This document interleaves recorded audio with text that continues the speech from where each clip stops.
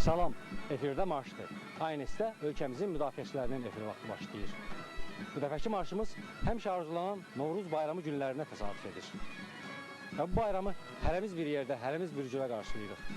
Kimimiz əlində səməni, evində eşiyində, kimimiz ürəyində yurt həsrəti, qaçqınlıq dərdi, kimimiz də əlində silah, vətən ocağının başında. Bugün ANS olaraq hərbi hissələrimizdən birində qurduğumuz bu bayram şənliyində əskər ömrünə gələn Novruzdan danışacaq, onların bayram sevinclərini sizinlə bölüşəcəyik.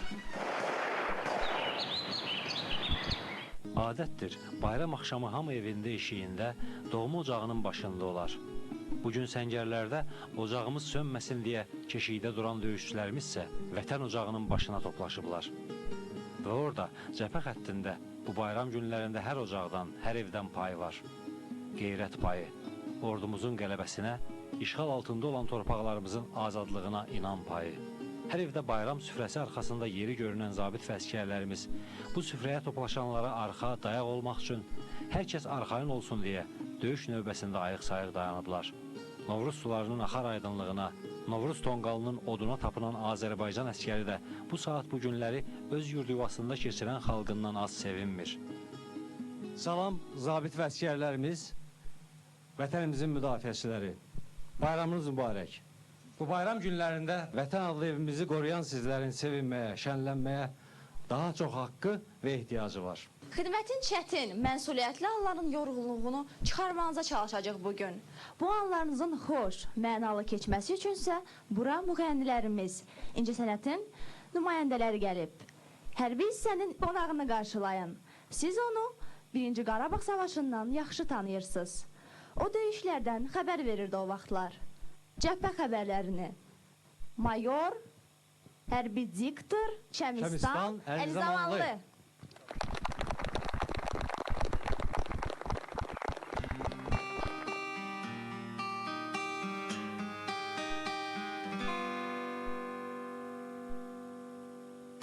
Çok sınadı bizi zaman, neçə şehit gitti kurban. Sinəsilə siper olan igid əskər möhkəm dayan.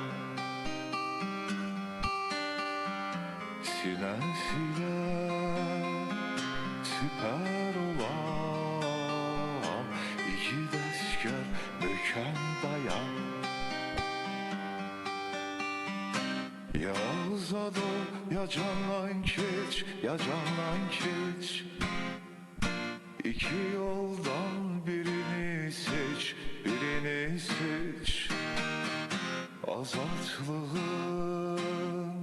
şərbətin iç, şərbətin iç. İgid əskər, möhkəm dayan, möhkəm dayan. Azadlığın şərbətin iç, şərbətin iç. İgid əskər, möhkəm dayan, möhkəm dayan.